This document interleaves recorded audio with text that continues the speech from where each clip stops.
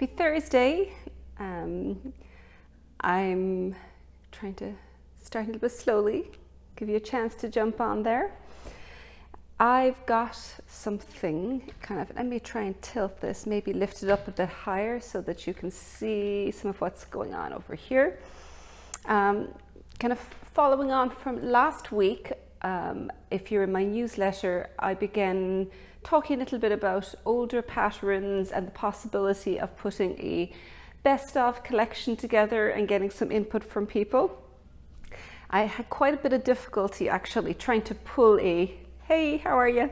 A short list together of patterns. And it's probably not really surprising because at this point I've been doing this for maybe 13 years or so.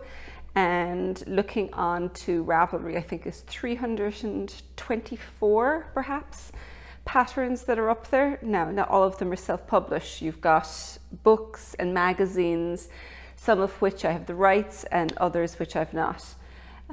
You like my sweater? Oh, this is actually just a t-shirt, striped t-shirt. I'm in outside of the knitting world, I'm actually a huge fan of stripes. So I should really design more things with stripes because I do find that I tend to wear stripes an awful lot. Don't know why, but I like stripes. Hadn't noticed how much I did like stripes until one of my business neighbors down here popped in, and almost every day, the first day she said, oh, I love your striped dress. And then the next day is like, oh, I like your striped top, and realized that we both really like stripes.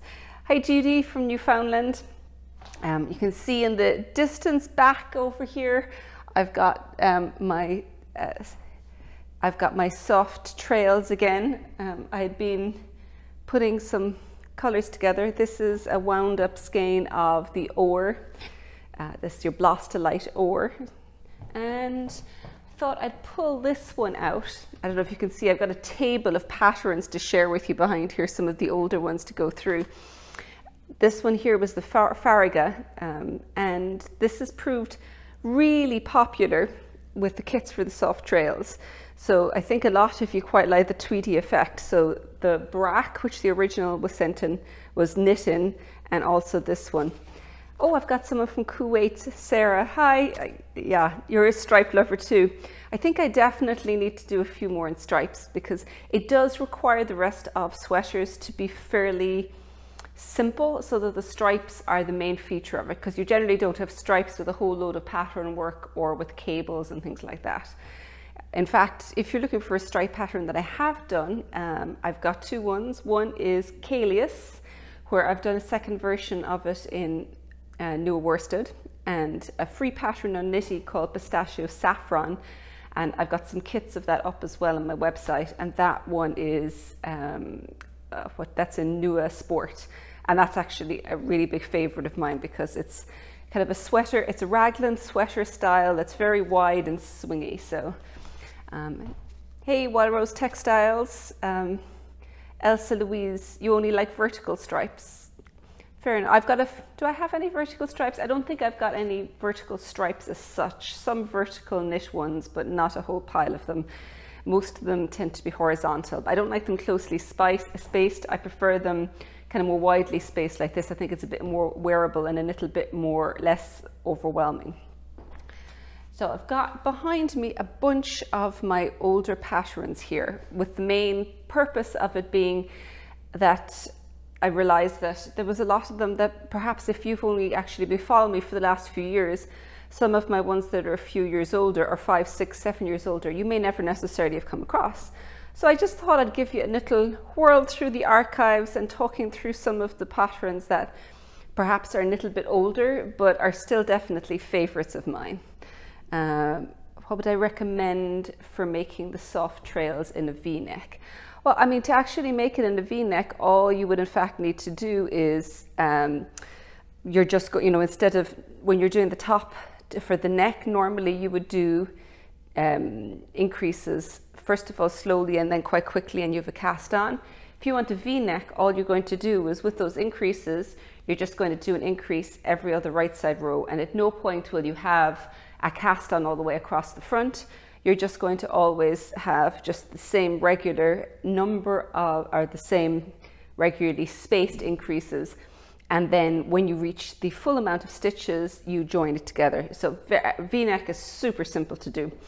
And if in doubt, I usually will let it go a little deeper because it's very easy to fill it in with extra edging around, just go further with the edging around the front of it. So I'm going to first of all look at a couple of ones here. Where are we? These two are ones that were done with the Yarn Collective a couple of years ago, and I've recently just put in Fibre Space Scrumptious DK into the shop because it's a DK weight, which is what the Bloomsbury yarn is, and it's a pretty good substitute because they're both kind of quite intense color, saturation, double knitting, merino superwash. So good substitutes for each other. So this is first one here. You may remember it. Let me pull it across here. It's kind of harder to see this actually because of the fact that the colors kind of come up funny on the lighting.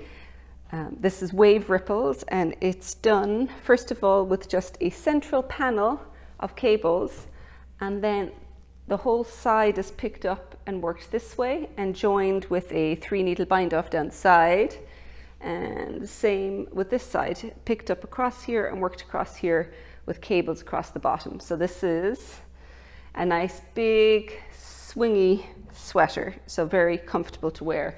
And actually the same style, but construction is a little different, but the style is the same from Mossy Way, which is one of my favorite sweaters. I actually must wear it a little bit more. So this is Mossy Way. It's a slightly shorter style, but you can easily add more to it. So this one, the fun details on this, I think, are the sleeves, because it starts from the top down and all of the decreases, let me put it in the right place, happen in the middle of the ribbing. So it's really simple ribbing, but because you've got these decreases running all the way down the sleeves on the top of it, it creates a really interesting feature that just runs down the top of the sleeve with nothing more complex than just decreases in ribbing. The sides of this have got cables just running down into the middle of ribbing. So very simple sweater, and again, because it's top down, you can actually modify quite a bit for how long you want it to be, if you want to change the length of the sleeves and things like that, so very modifiable. So I'll pull some of the yarns over here. Here are a few of the Fibre Space Scrumptious, sorry, not Scrumptious, beg your pardon, there's a Vivacious DK. So if you want something very subtle, this one is Blush. This is not exactly the same as the other color, but it's a lovely deep aqua, which is actually the name of it. It's very aptly named because it is definitely a deep aqua. And this one I really like. It's actually Silver and Bronze is the name of this one.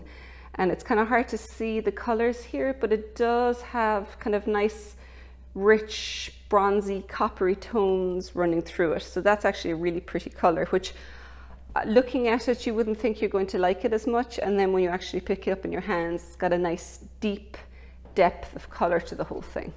So those are a few of the Vivacious DK that will work really well with Mossy Way and with Wave Ripples. So I've got kits up for some of those, and also they're in with both of those have got workshops, because there's quite a few little different techniques. So if you like workshops, then jump in and you can find those in the workshop. So those are not too old because they're from maybe 3-4 years ago, but I'm going to dive way back now. Anyone who remembers Craftsy, which is actually still around, and the very first very long class I did for that was for Celtic Cables, and that one did a cardigan. Let me dig it out here.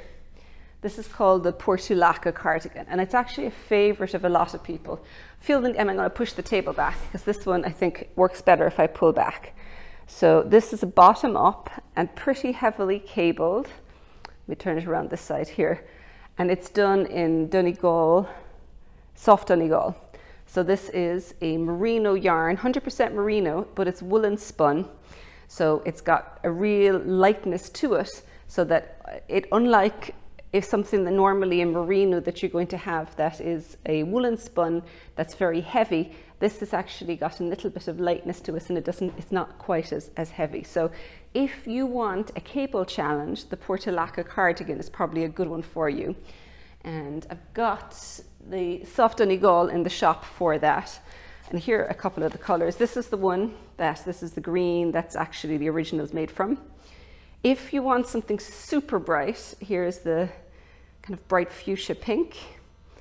And this one is more of a gray. It's a dark gray, but it's got little bits of kind of beige and other things. So this would be a much more subtle color. So if you tended to wear brighter colors and you wanted something very neutral, something like this would be excellent over it. And there is also, if you want even more traditional, we've got kind of a creamy traditional color as well. So that is another potential option that you've got as well down below. So these are all studied Onigol, soft Onigol. And they're on the shop as well. I don't have kits for them, but you can just, if you get the Portulaca pattern, you'll see how many skeins you need and go from there. But that really, Craftsy for me was the start of my online classes. And it really was a training ground where it was teaching me how you put it together, how you prepare all of the information and present it so that it's a little bit easier for people to follow and break down. So yeah, the Portulaca was the start of all of that. So it definitely is the beginning. Now there's another one here. Let me see if I can dig it out. Where is it? Here it is. This I love, and it's really, again, I'd say it's like 10, 11 years old, and it was another kind of a starting one for me in the sense that it started something else that I really enjoyed, which is short rows. So this one is Maenad. So see, it's really long, but really narrow. So it actually casts on all of these stitches. See how long the whole thing is? It has a huge cast on. And then all of the shaping in the middle is just done with short rows. So you never increase or anything, you just have shaping across that's short rows. And then at the bottom, you don't pick up any of those wraps. There's just a knit one yarn over, knit one yarn over, and it completely hides all of the short rows along this row. So it was one of those ones where I was experimenting with how you can hide yarn overs without having to pick them up or mess with them, and just having a yarn over row that completely hid it was the best. Then it finished off with this huge big long knitted on border, which was, this is a Quince & Co yarn, and then the main yarn was a Noro.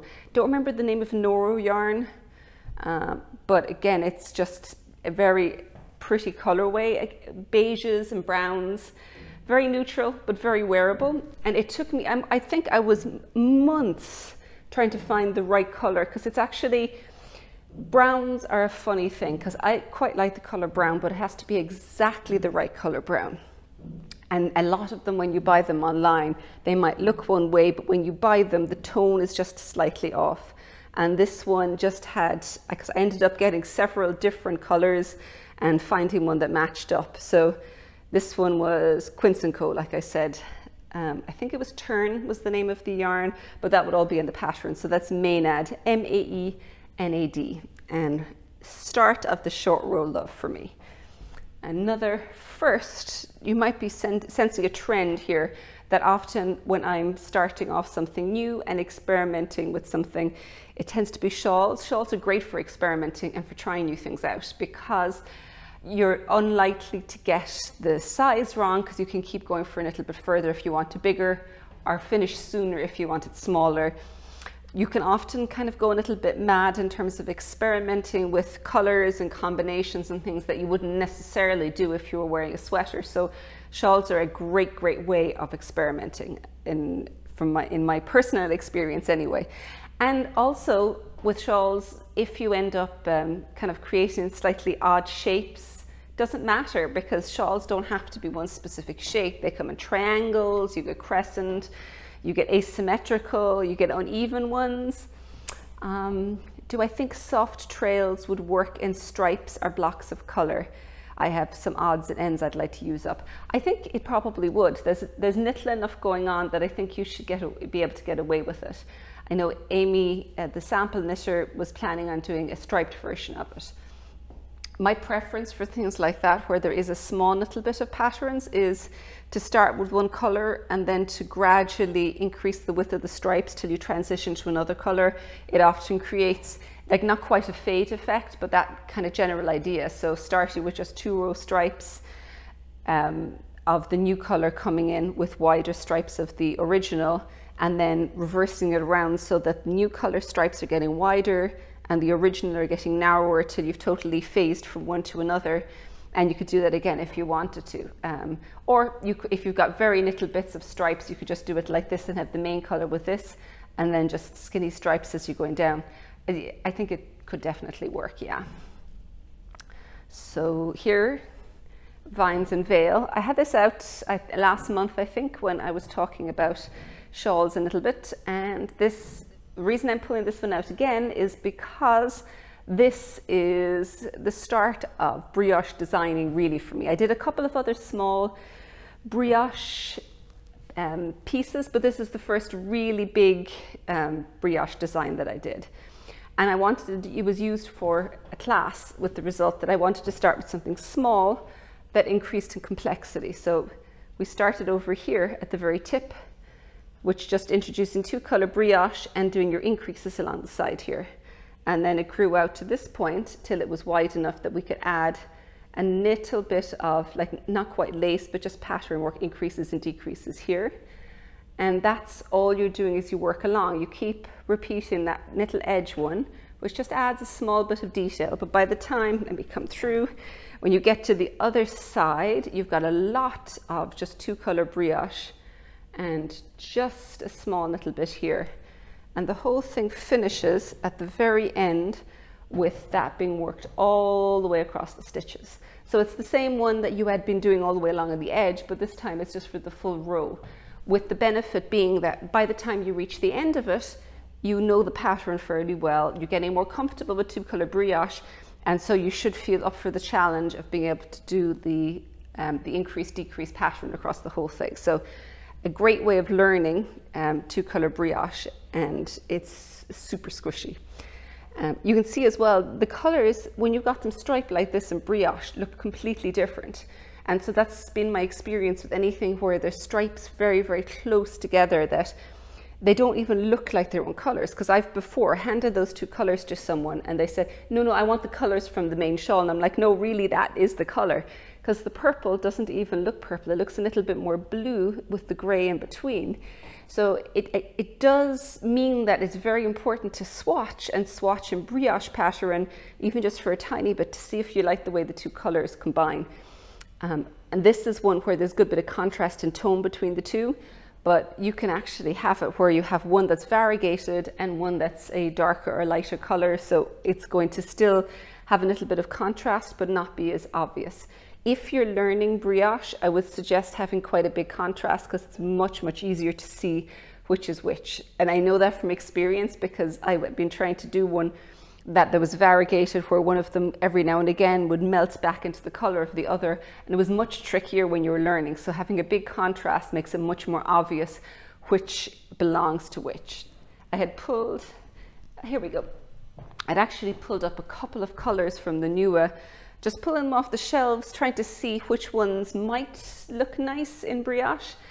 And I actually think these could be fun. This is Caf Flamingo and this is Cerebellum. And they've got a good bit of contrast in terms of the tonality of them. And I think they could make a really nice brioche pairing. Just 2 shades of the same color there. So I'm looking, oh, here's another oldie but goodie. For anyone who does kids cardigans, this is Iceland. This is the Iceland cardigan. And if you're new to top-down knitting, it's an excellent way of learning it because it's top-down baby sweater with raglan, and the collar then is picked up and short rows worked around it. There's a question there. What's the name of the green jumper with the rib sleeves? That is Mossy Way. So there's both pattern and also a workshop if you need it that will go with that. And this one is, well, it comes as the Iceland set. This is the Iceland cardigan. And somewhere buried in the pile up here is the little hat. Here's the hat that goes with it.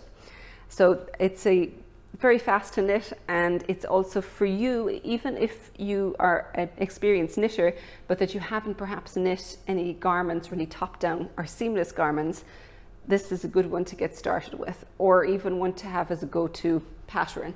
Because the front of this, you see the way the 2 cross over and button, children don't often necessarily need much difference in width, so you can both add the front here, or if you do want to end up changing the way it looks over time, you can even start moving it out to have a wider fit, and it becomes just more of a cropped sweater for the kids to wear.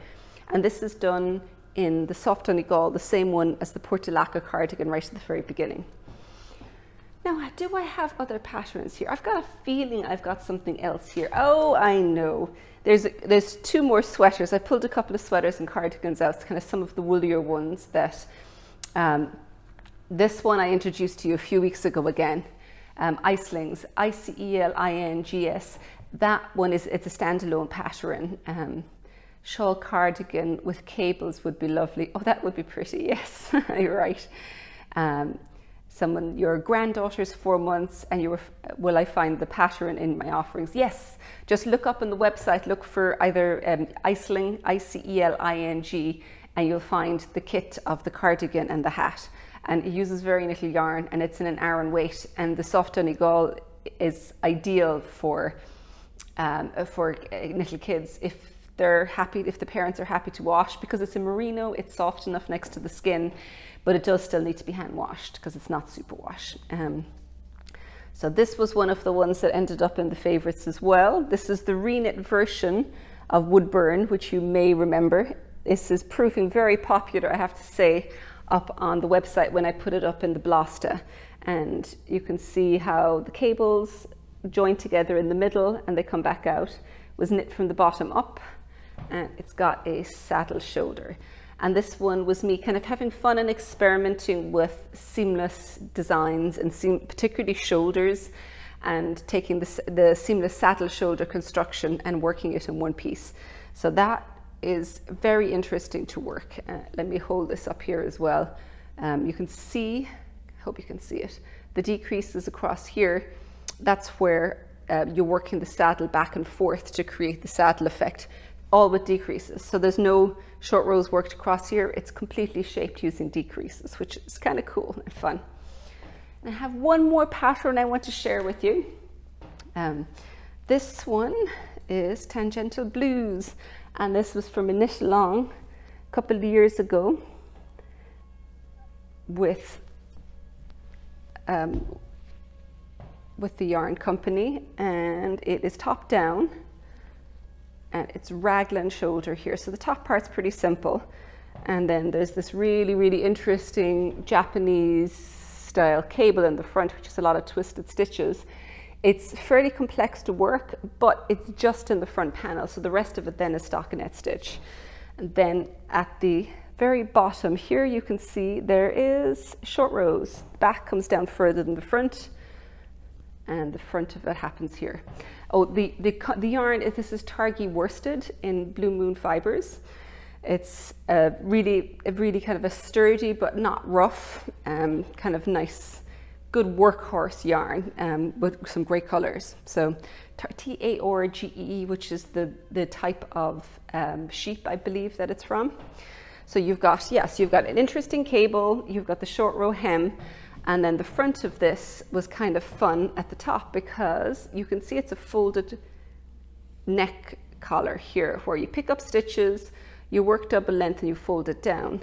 But what I've done here, in order to avoid sewing the whole thing down, most of my innovations, if you could call them that, are done because I want to avoid some kind of a technique. But what I ended up doing is picking up stitches on the inside and doing a 3-needle bind off with my cast off stitches. Now it doesn't mean it's got a little bit more stretch, and I think it's tidier ultimately than if you are doing it, if you have to bind it off and then seam it down. But if you don't like that technique, there's no reason why you can't bind off, fold it down and then seam it down. Works fine. I just wanted to be kind of awkward and see if I could do it and how it worked. So sometimes it's just me experimenting because it's more exciting. I like, you know, if I'm actually trying to work through a pattern and the rest of it is just kind of a variant in something I've done before, or there's a lot of familiarity about it, I'll often try and experiment with some small technique or something to begin by asking myself a question of, can I do this or would this work? and then the pattern I'm working through will provide the answer for me. Sometimes they don't work, in which case it doesn't end up on the pattern, but if it does work, it's kind of fun and it adds a new potential technique that you can all kind of get started with then. So if you've got any pattern favorites that, well, I haven't even come close to going through some of the ones here, but hopefully I've pulled in a few older patterns that some of you may never have seen before, because I know when you're going through someone's website, unless something is brought up or you've seen somebody else knitting it, it's very, very easy to miss older patterns. So go take a look through the catalogue, and if there's something that you'd love to see a kit for, or you'd like me to put some yarn in the shop for perhaps because you really like one style in particular, but you just can't find a yarn that would work well with it, let me know and I'll see what I can do. So just pop up a comment here on IGTV afterwards, because I'll be posting this onto the grid. So thank you for joining me this Thursday, and I will say next Thursday at 2:30, please do join me, because I have got something very special that will be coming up. I'm not going to give any hints away this week, but I've been working hard on it with Nadia, and I think you're all going to like it a lot. So, and I'll be leaking a couple of more details next Thursday, so pop in and I'll tell you a little bit more about it. All right, bye everyone.